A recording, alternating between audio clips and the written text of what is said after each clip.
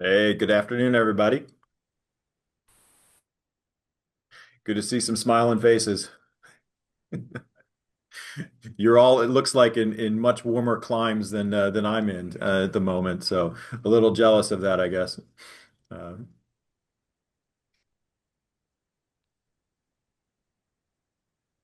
I'm seeing lots of short sleeve t shirts here. Yeah, nice and comfortable. So yeah, so I guess we can wait a couple minutes here just to let a few other folks log on at the top of the hour here. So it's been an awesome semester this past fall. Things have continued to go on a trajectory of growth for the department. So I'm really happy to share some of the things that we've been doing over the last say 6 months since our last town hall that was back in June, if I remember correctly. This slide I love. Is put together by our communications team to highlight, just the beauty that is Madison, typically in the summer, you'll note. But we like to use this in our introductions for talks at various places. So I use this at a couple of seminars I gave in the fall because it gets to highlight and brag about some of the really exciting things. So, the fact that we're now up to 24 core faculty members with the addition of the three latest that you heard about last spring, and that you'll get to meet more depth Professor Sujanani here at the end of this town hall. But we've really seen tremendous growth in a lot of areas around the department because of these new faculty, and so it's a lot of fun. And then I'll tell a little bit about the progress that you've seen, less inside Engineering Hall and more just across the street. And so if you hear any bangs or booms, that might be the crane that I'll show you in just a second coming down on my head. Hopefully that won't happen. But they're literally assembling it's probably a 10 or 20 story crane um, just outside my window over here, but I can't show it to you because it just gets whited out. But anyway, so just to kind of kick off the town hall, one of you asked where our enrollments and our programs are, and so I grabbed the numbers that were available to me, and the estimates for the undergraduate program is we're up over 500 students, so that's fantastic. We just progressed another 110 or so. That means those are the sophomores who have now met the graded and course requirements to continue on in the program. And we've been admitting and enrolling about 150 freshmen each year. So you can see there is a little bit of leakage in that first year, but that's pretty common across the engineering college where students are trying to figure out if this is the right major for them or not. And so in addition to that, the graduate program is back up to some of the largest numbers of enrolled students that I've ever seen. So we're up at 130 graduate students, and that's because we brought in an additional 30 this past fall that started in the department. 22 were brand new graduate students, and then we brought four students from Purdue, from Jeff Greeley's group, to join our family, as well as four from Ohio State coming from the Paulson group. And so these are the smiling young faces of these very energetic, recently matched successfully, all into new research groups. We had a very high percentage of students get their first choice of advisor, and we didn't have any left unmatched students. And so that was always a big fear with federal funds and the current perception out there that matching students into research groups is going to be a challenge. We lucked out and we had a fantastic yield, and I think everybody seems to be quite happy.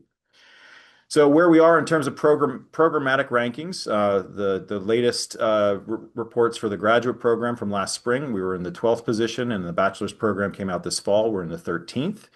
This is clearly in the eye of the new Granger Dean, Devesh Ranjan, who I've gotten the chance to work with now for about almost three-quarters of a year. He is a high energy individual, if you haven't met him yet. And one of the things he's constantly talking about is how are we going to make CBE to be a top program again, right? That's where he wants to see. And so that vision is directly aligned with what the faculty here want to do. We want to see these rankings climb, and I'm in the process of filling out the survey for the graduate programs now for my peers. And so, looking around the list, there are a couple of people who might be watching this later who have registered for the town hall, who I hope will also likewise like what they see and rank us very highly. And so why are we excited about climbing in the rankings? Where do we think we have these capabilities? It's the growth again of the faculty, which leads to research connections, new projects, new grant opportunities that we can go and tackle. This is a network diagram that Victor Zavala's group puts together every year as we go to recruit new graduate students, trying to explain to them that they're not just going to join one advisor, they're going to join this web of research that takes place in and around the department. And this is kind of misrepresenting, honestly, because this is just within the CBE faculty, the affiliates and the core faculty. If we were to make an analogous diagram across campus, it wouldn't be interpretable. And if we talk about our connections across the world, even more so. And so we're doing a lot of really fun things. It's hard to necessarily keep a clean clustering of our research areas, but we've chosen to keep the bioengineering, catalysis and reaction engineering, materials and transport processes, and theory and data systems as kind of the overarching structure for the department. And so that's allowing us to then go out and recruit and advertise projects underneath these general areas with particular application areas in sustainability, in health and medicine, in materials and manufacturing, as well as in AI and data science. And so with the growth of faculty comes two interesting aspects in the educational side of things. We get to teach more electives now because we have more faculty than we have required core courses. And so as the faculty grow, the opportunities now in the classroom for students are broadening. And so as we bring people with different expertise in the research areas, they oftentimes will pick up the opportunity to take that field of science and develop their own elective course, or they can displace a existing faculty member and give them the freedom to go and develop a course that we didn't have in other research areas. So for instance, in the not too distant past, I got the opportunity to teach a metabolic engineering course that had never been offered in my particular research area. And I'm not sure if Rahul has plans to talk about this, but he's going to be developing in the near future a course in his own research areas that he hopes to then recruit senior students to come and take. And so the topics obviously are very much relevant to today's interest of students. And this is what's helping us broaden their perspectives and prepare them for very diverse career paths. We don't just put people out into oil and gas anymore. We've done that more than that for many, many decades. But in these days and age, our students are going everywhere. It's really hard to actually classify what the student interests actually are. And that's one of the challenges as we work to rebuild or relook at the curriculum of the future. We need to start thinking about what are the career paths that our students are going to go after and making sure that the structure of the curriculum is permissive to everything that they want to do. So on top of all the things that we're doing collectively, I want to acknowledge a couple of really exciting opportunities. We got to honor Reed Van Lane, one of our mid-career faculty, with a Sabota professorship. And Tom was able to come and represent with his family in an investiture ceremony that was actually the first that Dean Ranjan got to do on the campus. And so this was a lot of fun, showing off the amazing science that Reed and his group is doing in and around the department. We also got to honor Quentin Dudley and Minot with two assistant professorships, the Hunt Haugen and Asowit assistant professorships. These are long-standing ones in the department that have honored our assistant professors and helped them kind of launch new side projects as they enter their second and third years in the department. Some student news. We annually give away awards for the best teaching assistants. And so this year, these awards went to Josh Eckert, Aaron Gwaltney, Olivia Apple, and Josh Ayeri. Josh happens to be one of my students, so I was really excited to see this. So he's an amazing young man from Nigeria who's doing incredible things in and around the department.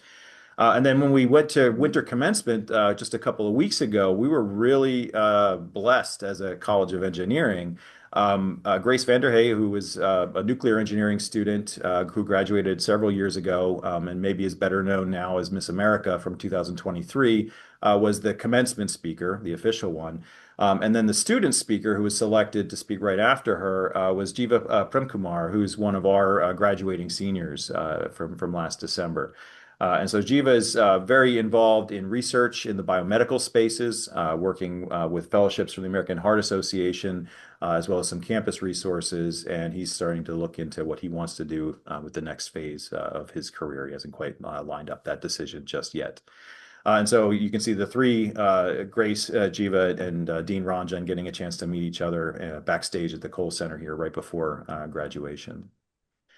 In addition to that, we hosted Engineers Day down on the lakeshore at the Edgewater, and we got to recognize Kevin Nelson as our Distinguished Achievement Awardee for 2025. Kevin has been really in and around George Huber's research team, looking at a lot of the plastic processing things that George is interested in, from his strap to how we can actually synthesize new materials that would be beneficial to the world. And then an early career awardee, Cedric Kovacs Johnson, who is an entrepreneur in every spirit. I actually got the chance to know Cedric as a student working in my research group, and he went on a path that is not traditional, perhaps, but is now the founder of a Flume Health. But yeah, Cedric is an amazing person in his ability to try to communicate and convince students that the pitch, how do you get your ideas out into the community, is almost as important as how strong the ideas are. And so he's looking to help us as a department pitch that idea to students so that they're ready to communicate more effectively in their thesis presentations as they go out and start their own companies or whatever medium they happen to be working in. So it was great to have all of these alums back on campus and celebrate their career accomplishments. In addition to the Investitures and Engineers Day, we got to welcome Dick and Barbara Weaver back to campus to launch or have a grand opening ceremony of the Richard Weaver Computational Lab, which is the home of Rosie Sirsansky's research group. So Dick got to say a few words at a ribbon cutting ceremony, and we had a lot of fun introducing them to the work that Rosie does in computational areas. I mentioned at the very outset here that we're living in a construction zone. It has gotten louder, I think, and more complicated as the days go by. So if you're curious at all what's happening on the campus right now, there's a live stream that you can grab, and we can share this link later. Perhaps Dusty can grab it and throw it in the chat. And you can see a live YouTube stream of what's going on outside. And if you go click to that, I'd like you to pay attention to Rahul's seminar here in just a few minutes. But if once that's done, you can go and check out the live stream. They are quite literally building this crane that is rising from the foundation base of the new building, the new Levy Engineering Center, and they're going to put the boom on here, it looks like, hopefully this afternoon. So with that, I want to turn the microphone over to Professor Rahul Sujanani. So he just joined us this past summer. We're working on designing his laboratory up on the fourth floor. So Tom Quiche's former empire up there is going to be remodeled completely and designed for Rahul's needs. Rahul got his bachelor's degree from RPI in New York, and then moved on to University of Texas, Austin, where he worked with Benny Freeman, learning a lot about membranes. I'm sure he's going to tell you a little bit about that. And then went out west with a unique opportunity to help lead a project with Rachel Siegelman, who's one of the best polymer scientists out there. And so with that group, they were looking to try to build new materials that he could now use perhaps in applications like membranes for doing important separations. And so Rahul is a basketball player, which joins our growing team. I used to be one of the players, but we'll hopefully have a competitive faculty lineup that could take on the graduate students here in a couple of years. So with that, Rahul, I'll leave the rest of the slides to you.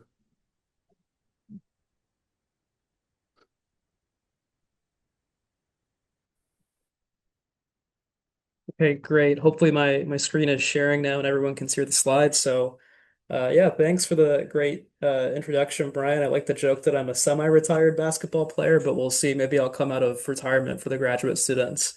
But just in general, it's wonderful to be here, to interact more with the alumni. Having just joined in August, I'm obviously very new, and I'm really excited to share a bit more about the work that I plan to do, and I'm currently starting related to polymer membranes for advanced separations. So as a means of background, as Brian mentioned, my path to Madison actually started on the East Coast. So I grew up in Boston, Massachusetts. So I'm somewhat familiar with snow and the cold weather. Maybe I'll toughen up a little bit in the coming years, but I did my undergraduate degree at RPI. Transport and separations were my favorite classes. And that interest really led me to go pursue a PhD at UT Austin, working on ion transport and membranes for water purification with Benny Freeman and Don Paul. And really built a strong foundation there in membrane processes, transport characterization, and some thermodynamic modeling as well. And then, as Brian said, I went out west to the beach. I did a postdoc at UCSB, Santa Barbara, with Rachel Siegelman, where I was studying ion transport and polymer electrolytes for battery materials, and really built some more knowledge in polymer physics, but also polymer chemistry, like Brian said, which will enable me to now synthesize materials and also test them at the same time. And so I was super excited to join UW-Madison. We have a lot of great world-class research going on in complementary areas to membrane separation, sustainability. And it's also obviously has a rich history in terms of chemical engineering fundamentals. And that's something that's actually touched my journey to Madison. And that one of my mentors at UT Austin, Don Paul, is actually a product of this department, having graduated with his PhD in 1965. So when he was a young graduate student, Transport Phenomena by Bird, Stewart, and Lightfoot was obviously a relatively new textbook at the time. So it's been really interesting to see that Don really shaped my field in terms of its foundational concepts.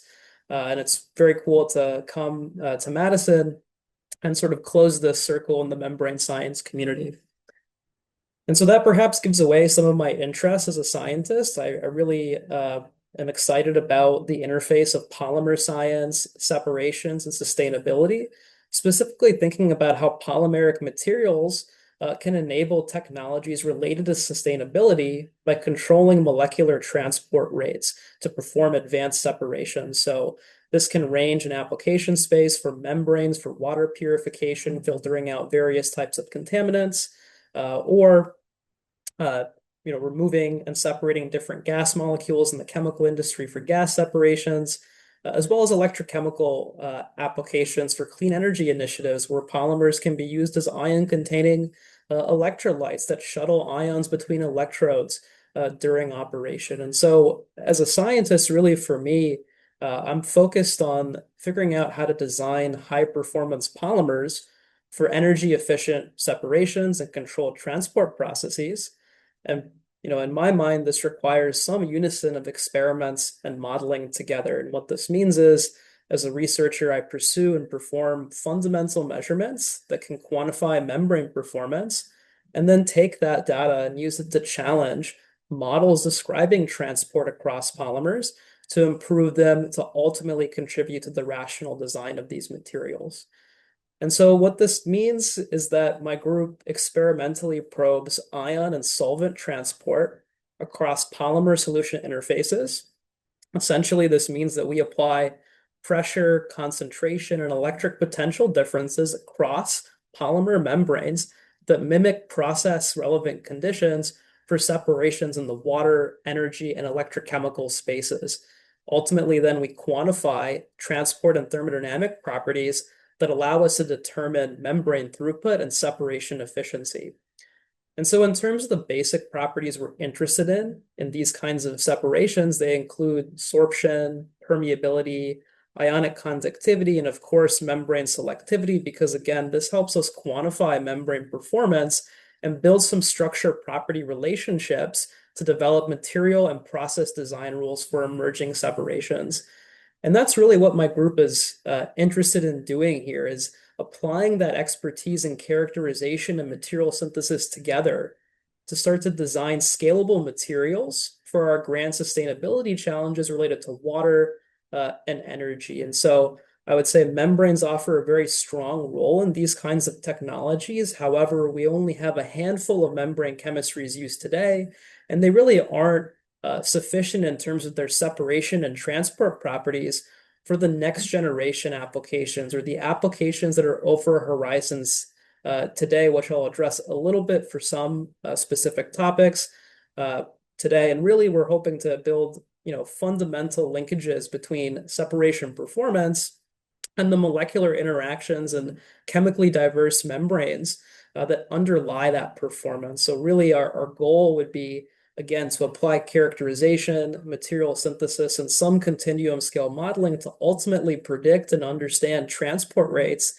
as a function of basic polymer and solution properties so that we can ultimately design new materials with tailored separation properties to those emerging sustainability issues, which we can't quite solve yet today. And so some of the topics we're really interested in pursuing in my group right now pertain to the water energy crisis or nexus, where our first research area for us that we're heavily invested into is trying to understand the role of polymer chemistry on emerging aqueous ion separations or ion-ion separation processes. And so for us, a very fundamental question that drives us is how does the chemical nature of a functional group affect ion selectivity? A second area that's related to membrane technology still, we're thinking about the electrochemical space. How do we design new membrane materials for electrochemical systems? Thinking about what basic polymer properties can we tune to improve cell level efficiency, but also can we manipulate polymer structures and chemistries to design more sustainable materials for these kinds of applications that typically rely on perfluorinated types of membranes. And so I'll talk a little bit now about that first area, the water-based separations.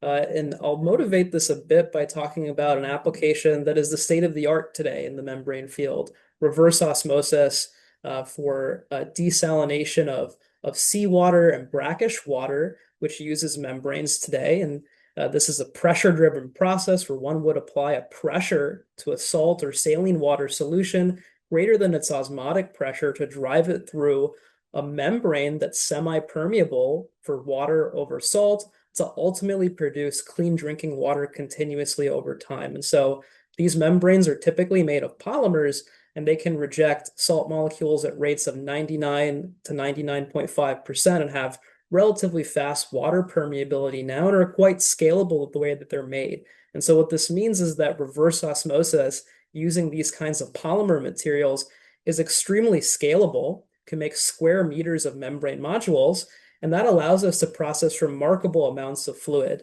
Shown a picture here of a desalination plant in California that can process about 18 billion gallons of fresh water per year, or essentially the water demand needed for about 550,000 people based on US water usages.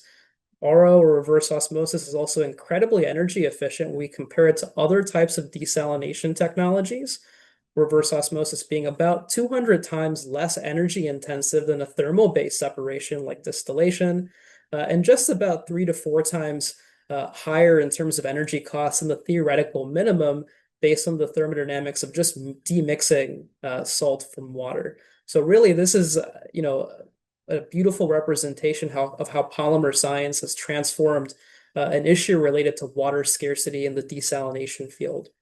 And so where are we going beyond desalination? Well, we want to think about applications that involve increasingly complex solutions and distinct end goals. When we think about treating things like wastewater beyond seawater or doing electrochemical separations, the water or aqueous solutions that we may be treating or handling are much more complex. They are not primarily just composed of sodium chloride like seawater is. They may have other elements in them like lithium, magnesium, calcium, sulfates, alcohols, hydrocarbons, and so on.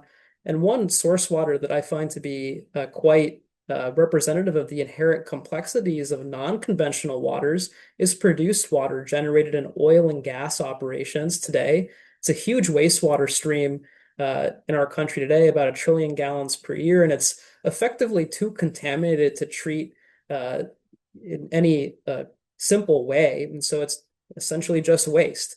But one could imagine, further reducing water scarcity issues in our country by, designing separation devices to treat this water effectively for, again, different end goals, whether that's for agriculture and farming, or perhaps taking this kind of wastewater and mining it for elements that are useful for energy applications, for example, lithium, which is a key ingredient in batteries. And I want to pick on this example of mineral recovery today as one of the highlights of the work that we want to do in my group, and saying that critical mineral separations are a really exciting opportunity. There's been a lot of interest in the federal funding landscape in this space. The Department of Energy has actually come out with a list for the critical minerals for the next 10 years or so. And when I say critical minerals, I mean elements that simultaneously have a high supply chain risk and a high importance to energy. So these elements shown in red on this plot from the DOE,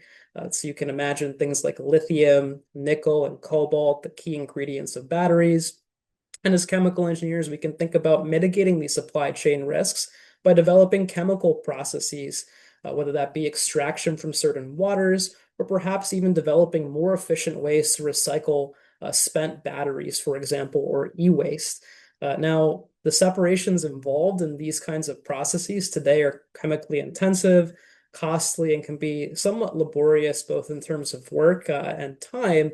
And I really view this as an opportunity for membranes to potentially transform these separations much in the same way they've transformed desalination. And the key difference here being that rather than rejecting sodium chloride and permeating water, these membranes would have to be tailored to specific solutes or essentially exhibit some level of ion specificity to pick out a specific ion that's desired for whatever the initial application is or whatever the end application is. And that in itself highlights the basic science challenge. Current polymer membranes used today were not designed for these separations, and they actually don't distinguish between ions with highly similar physiochemical properties. So things like hydration structure and charge. So as an example, today's state-of-the-art polymer membranes cannot distinguish between lithium and sodium to any measurable degree in terms of what's actually deployed in industry. So that's a really big opportunity of growth that would potentially enable critical mineral recovery to be a bit easier. And so that's more or less one of the project areas that we're working on in my group is developing new membrane chemistries with ion-specific functionalities as it pertains to critical mineral recovery, but focusing on this from a fundamental perspective. And that is if we add different types of moieties or functionalities to membrane backbones, as we change the density, identity of these different functionalities, how does that affect their transport behavior? Do we actually get selective transport of a target molecule? Do we immobilize certain molecules? And under which regimes and processes would either strategy be useful as questions that we really seek to answer? And so for us, this approach combines, again, materials characterization and synthesis together, where we want to be able to quantify sorption and diffusion of relevant ions to critical mineral recovery and modularly synthesized membranes. And so when I say modularly synthesized membranes, I mean essentially materials that we've prepared to have the same backbone structure, the same amount of swelling or water content, but different identities and densities of functionalities of interest to really isolate the effect of chemistry on ion-specific separations. And to be a little bit more specific in terms of some interests that we have in this project area, we're really excited about designing polymers with groups that are cation coordinating or cation chelating to, again, engage in critical mineral recovery. We're also really interested in the fundamentals of complex electrolyte transport, so mixtures and unusual ions that have not been the bedrock of membrane science today, where we typically think about sodium chloride, so moving beyond that to understand how these different ions really affect membrane selectivity. And finally, we're really interested in designing high throughput experiments for solute sorption and permeation. Today, typically membranes are tested as a single film with a single feed solution over them at a time. And so for us, being able to have multiple tests being done in parallel to really accelerate materials discovery would be a big advance in the field, and it would also allow us to communicate and work with folks in the AI and ML spaces again to really accelerate materials discovery and navigate this landscape of designing new membrane chemistries for these exciting applications. And so, as Brian said, we're building a state-of-the-art lab on the fourth floor of Engineering Hall to support these studies. I don't have pictures to show you today, but I can show the blueprints of what it'll look like since we're really nearing the final end of the design stage. And again, this will really have spaces for characterization and synthesis. Again, thinking about how we can quantify transport across polymers under various driving forces, pressure, concentration, electric potential, developing the facilities to do that, while also having the facilities to synthesize novel polymer structures for these kinds of studies. And so I'll close here by sharing the most exciting news from last semester, which was that we successfully recruited three PhD students, Sarah Parent, Colton Free, and Cade McAndrew. They're all really enthusiastic about ion transport for applications in the water space or the electrochemical space. They all ended up growing up in the Midwest, so they're teaching me a little bit about the Midwest culture, but they're also really excited about being in this area that's really at the interface of sustainability, chemistry, materials, and transport phenomena. And so, with that, I'd certainly welcome any questions anytime. You're welcome to email me, check out the lab website, or during the Q&A session today, I'd be happy to answer any questions as well. All right. Thank you, Rahul. That's amazing. We're so excited in the department to have somebody who's putting a specific direct eye back on separations. This has been something the department really hasn't had expertise in quite a while. So it's really exciting to see the things that you've got planned and the amazing start that you're off to there with your first class. So I guess we'll move now to the Q&A session. I think some of you had sent in some questions ahead of time that Mike's going to help curate. But if you have other questions, I'd love to start with any that you have live for Rahul.